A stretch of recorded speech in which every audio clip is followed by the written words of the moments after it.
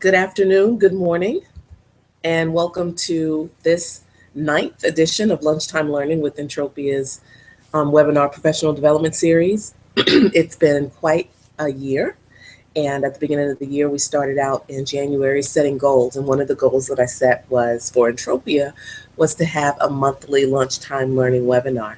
And I'm really happy to say that I've been able to do this every month. I've had participation and feedback, and I really thank you all for joining and helping me achieve my goal. Now, one thing about it is, even if no one listened, even if no one joined in live, there are people that continue to listen to and watch these broadcasts on replay. So I'm also thankful for that, and I'm thankful for the feedback that I've received. So, what are we talking about today? We're talking about time management. So, if you see the title, 24 hours divided by you, how can you be efficient? Time management is one of those things that there really isn't a big secret to it. It's just a matter of doing it. You've got to make sure that, number one, you want to manage your time. We all have the same amount of time. We all have the same 24 hours in a day. It's just a matter of how you're prioritizing your activities to do that. And so we'll talk about a couple of things over the next, well, we don't have 1,800 seconds now, but over the next, I'd say, 1,800 seconds. I'll just leave it at that. The math part is easier. To talk about some time management tips or strategies or things that really make you think about how you're utilizing the time that you have, as well as prioritizing the activities that are within those 24 hours. 24 hours, sorry. As always, today I don't have my notes. If you see me looking back and forth, I'm actually looking at my split screen so that I can follow through on my notes and presentation to make sure I stay on track, stay on target, because I want to make sure that I'm maximizing the most of my time and making sure that I'm not wasting your time. So here's a disclaimer. You know those time management systems and tools that you use, or you say, oh, I'm going to do this. I need to better manage my time. Let me get this app, or let me buy this program, or let me sign up for this class so I can learn. Well, the disclaimer is time management systems and tools actually take time. It takes time to learn how to use them, and it takes time to actually use them. So if you don't have time to do it, if you don't have time to learn about those systems and learn about those tools to actually use them properly, probably don't want to use them. Because then what happens? It's actually counterproductive. You find yourself trying to use this tool or trying to use this system, not using it 100%, not using it effectively, and then you revert to something that you've always done, which makes you less efficient, right? So, word to the wise, if you have a time management tools or a system, make sure you use it, make sure you learn how to use it and use it properly.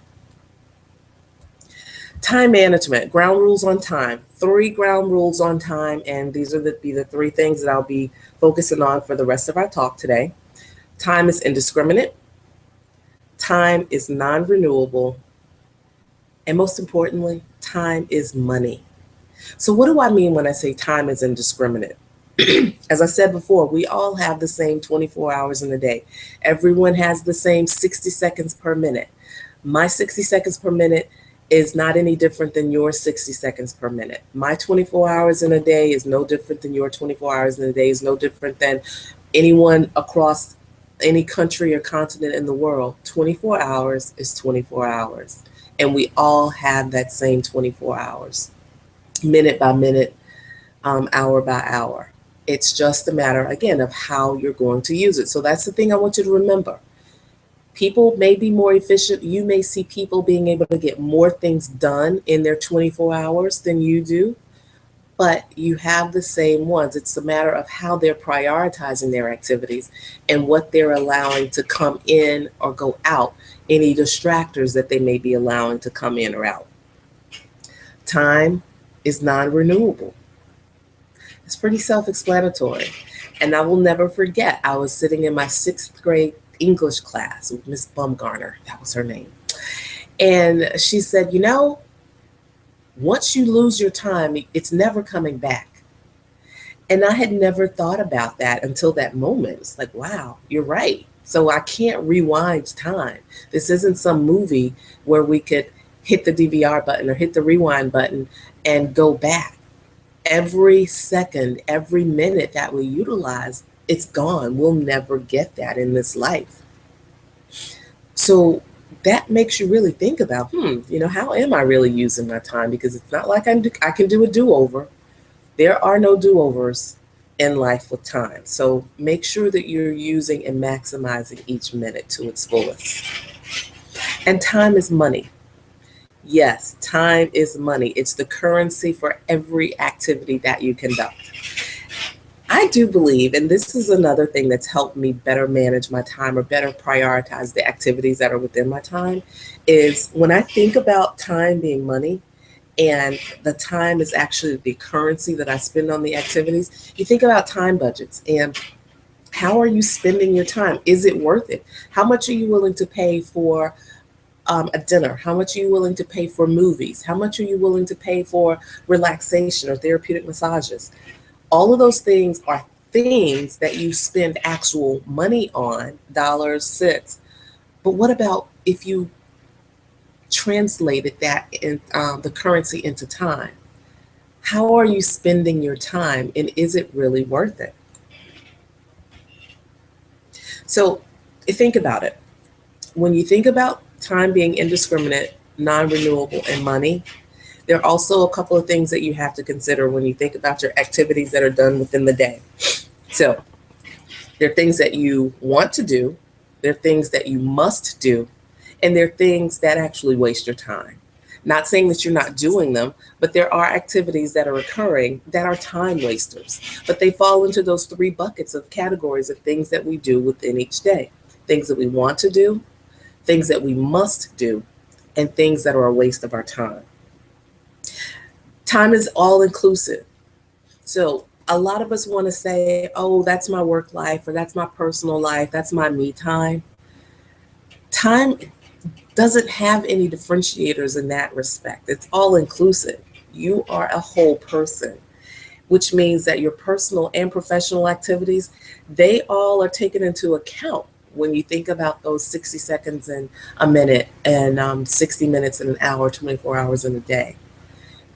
The way that you prioritize that time, however, you can separate them out into personal or professional, but you can't just say, oh, well, you know what, I'm going to have 24 hours of me time today and then 24 hours of professional time. It doesn't quite work that way because there's only 24 hours in a day and it's all inclusive.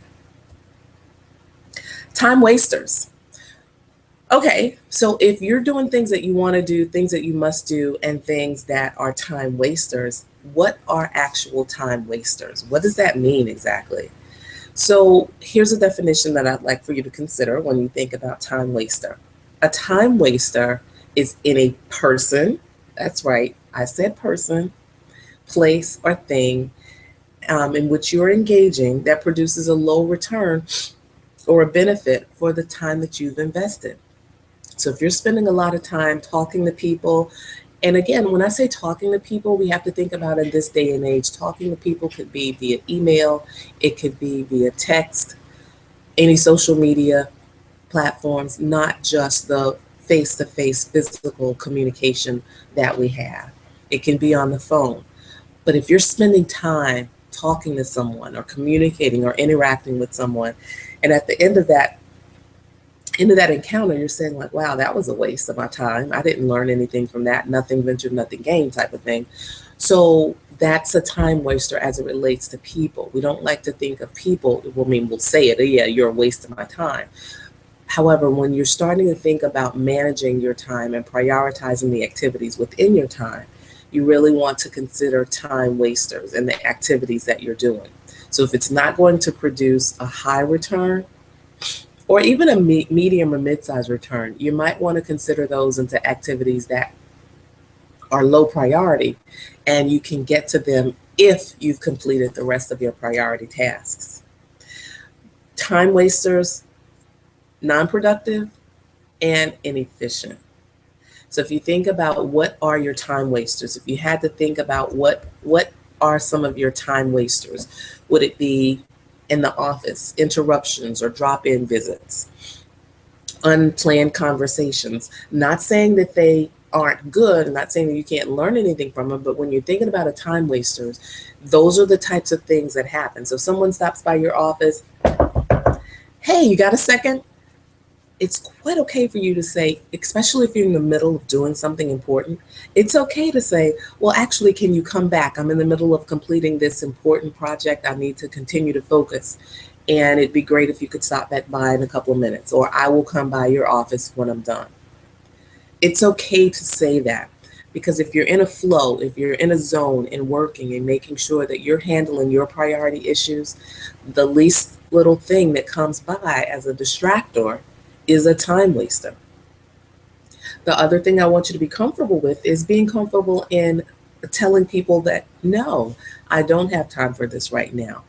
Not allowing people to continue to rob you of your time. Remember, time is money. It's your money. So how are you spending your time, and how are you allowing people to use your own currency? Another thing that's a time waster, meetings. Are you scheduling meetings just for the sake of having meeting? Or with each meeting that you're in or that you are conducting, are you making sure that it has a purpose and an outcome? Before you send out or set up a meeting, set up an agenda. And at the end of the agenda, what would you like to have accomplished by the end of that meeting? And then you go forward in that meeting doing so. Sometimes you'll find out you actually don't need a meeting. You don't need to block out 30 minutes or an hour of your day to have a meeting. You could simply have it resolved with a 5-10 minute phone call.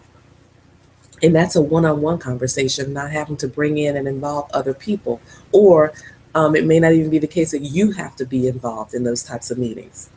Socializing and idle hours for conversation, socializing on social media, that's a really big time waster. And it's one of those things that you get sucked into and you don't even realize how much time you spent on social media until an hour, hour and a half later, you're like, oh my gosh, where did the time go? So you get on Facebook, you get on Twitter or Instagram or even LinkedIn, and you're reading information, you're catching up with people, you're seeing what's going on. And there may be things that are nuggets that you find. But if those nuggets that you're finding on your social media time are things that are distracting you from completing those things that you must do, see, the social media and the platforms are things that you want to do, or the nice to haves. They're not necessarily things that you must do. And so when the things that you want to do or the nice to haves are outweighing those things that you must do, it's inefficient and non-productive. Multitasking.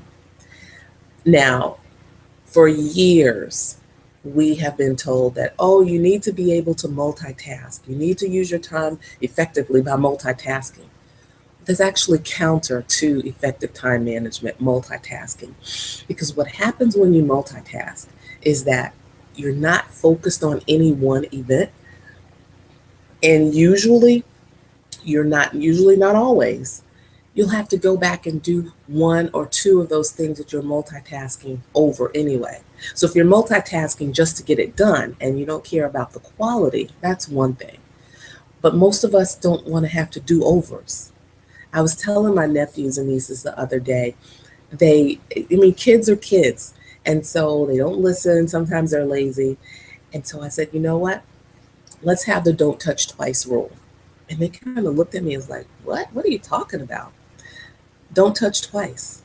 Whenever you're doing something, this is a great time management tip. Don't touch it twice. If you're not going to be able to complete it and complete it in its entirety when you touch it the first time, then don't do it right then. You may have to come back to it. And that could be anything from writing an email all the way to drawing a schematic. Don't touch it twice. And I'll go back to the email example. Many of your email inboxes are full or flooded with emails on a daily basis. And people are requiring responses or requesting responses or requesting information. What do? We go through and we read the emails and we say, oh, I don't have time to respond to it right now. I'll get back to it. Rather than opening that email and saying, oh, I'll get back to it, I'll respond to it later. And most of the times, if you have a lot of emails in your inboxes, we don't ever get back to it. And when we get back to it, it's usually, oh my goodness, it's later. Try setting up in your email box, if you can, a preview message. That way you can see the first couple of lines in the email and you can determine if it's something that you need to open immediately and then respond, or if you can come back to it. When you do that and you have your preview image in your inbox, the other thing that happens is that message is still marked as unread. You just see it as the preview message. Because once you have a message and it's marked read, then it's lighter, it's not the bold faced unread message, it's marked unread. Then you sometimes have a tendency to say, oh, I've already done that and don't have to come back to it. So just another time managed tip for multitasking: doing don't touch twice, and an email tip. Paperwork, games, apps, over analyzing things and just trying to be perfect. These are all things that are time wasters. There's no perfect person, there's no perfect situation, there is no perfection. And so many times we spend a lot of our 24 hours, a lot of our minutes trying to get something perfect, where we're overanalyzing, we're overthinking, trying to get to a state that it never will be. That's not to say that we're substituting quality when quality for perfection. You still want to turn in a quality project, a quality product. It just doesn't have to be perfect, because if you're seeking for perfection, it will never be there. There'll always be something that's not right. That's what makes things unique. There is no perfect. So don't waste a lot of your time trying to be perfect. Make sure that you're being efficient in producing quality. Web surfing, procrastination. I used to be and still have days, and I can admit this. I can own up to where I am because I'm not a perfect person. Procrastination. Procrastination is something that for years and years and years, I like to say that I do better under pressure. I work better when I'm in the 11th hour. When in all actuality, in most cases, it's just procrastination. I have put things off that should have been higher priority and they made it down to mid range or even low priority. And then I realized, oh no, that actually was a high priority activity. I have 2 hours to get this done. And oh, my creative brain and juices can flow. So if you're like me, don't mask procrastination as being one of those 11th hour, I do my best work under pressure people. Always reacting, saying yes to too much, poor communication, reluctance to delegate, clutter, reality TV shows, or, everybody has their vice or TV shows, and firefighting. All of those things are things that are time wasters. But at the end of the day, what it all boils down to is how you're prioritizing your activities.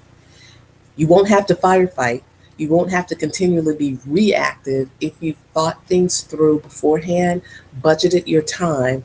What do you want to devote or dedicate this many minutes to or this many hours to? Proactive will also help you from being reactive and becoming more efficient with your time. So ideally, if you look at a circle graph, half of your time is really ideally half of your time is spent on the things that you must do. And then the other, I'd say, the other 45% of your time are spent on the things that you want to do. And then only 10% are the things that are spent on time wasters. Now, that would be an ideal situation. Half of your time, 50% of your time is spent on the things that you must do. 45% of the time is spent on things that you want to do, and 10% time wasters. But in actuality, we spend or we waste about 60 to 67, 68% of our time is wasted on those things that we just talked about before, the time wasters of life. So why don't you do this? Just take a few seconds. You can do it now or at the end of this seminar or webinar, and really reflect on what your time wasters are. What are the things that are low value activities? What are those things that, I didn't really realize that they were a time waster, but they do take up way more of my time than I realized. It could be email. It could be those drop-in visits. Or maybe you're that person that's dropping in someone's office to chat. Maybe you are scheduling too many meetings. Maybe you are spending too much time writing emails. Maybe the emails are too long when they could be shorter with a follow up phone call.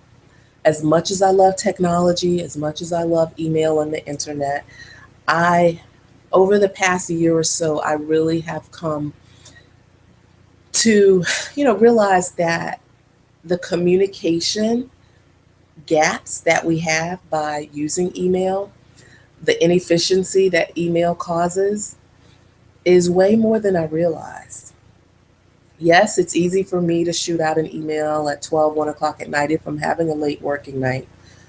But at the same point, could I have easily just waited an additional 7, 8 hours and picked up the phone and called the person for the next day to see and get the information that I needed? So many and so many times we're wasting time, and it's not an effective use of our time when we're sending an email and we have to resend it because we didn't communicate it properly or the person didn't receive it in the way in which we had intended. Now we have to spend a lot of time going back over explaining what we meant in the original email. So how do you distinguish a time waster from a value added task? So again, I have to go back to this checking email because we are an email society. But when you think about a time waster, it would be constantly checking your email. Email is important. However, you have to be careful that it doesn't become a time waster. So how could you take that time waster of checking email and make it a value added activity? Well, I already gave you one tip by using the preview panel. The other thing is checking your email or just saying, I'll check my email 4 times a day. If you're sitting at a desk, if you have your email on your phone with notifications, turn off the notifications and only check the email 4 times a day. Set up the sync schedule on your phones for it to only refresh every, 4 or 5 hours. That way, you're not constantly tied to your phone, just consistently checking emails and trying to say, who has called me today or who's texted me today? What do I need to do?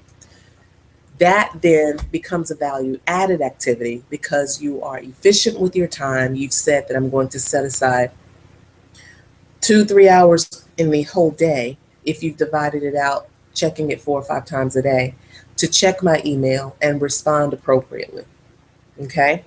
Small things, but if you start with small things, they can lead up to big things. And I'm using email as probably the major example throughout this webinar because email is something that we all use and we use it very frequently. Firefighting, that's a time waster. How many of you firefight? And when I say firefighting, I don't actually mean the getting on the engine with the water hoses and putting out a fire of sorts. Firefighting is that thing where there are emergencies that have gotten out of control that could have been avoided with proper planning. So how do you avoid the firefighting, which is a time waster? Develop some clear goals and objectives. That would be more value added. Having those clear goals, having those objectives. Multitasking, designating, and prioritizing. Designating, delegating, and prioritizing. That whole delegation thing, that's probably something that we can talk about in a future webinar, because many of us don't really understand delegating and the power that delegating has in maximizing our time. Delegating, however, is more than just pushing off an activity to someone else and saying, hey, you do it. You still have the responsibility and the accountability for the task. You're just enlisting the services or the expertise of someone else to help you get that done. So moving from waste or time waster to value added is really depends on your discipline to act, right? So, you know what? We are almost at the end of our time, and I'm going to give you some extra time at the end of this webinar to really think about how you're wasting your time, how you're having value added activities by listing them, and also challenging you to create a time budget. That's your assignment. After you've created that time budget, contact me. Here are my contact information at drqualls I normally have it on the bottom of my screen, but today I just wanted to be a little bit more informal. But contact me at DR Qualls, and I will send you a copy, a template, so that you can do a time budget. Create your time budget. See exactly how you're utilizing your time. Are you maximizing your time? Are you being efficient for those 24 hours divided by you? Thanks a lot.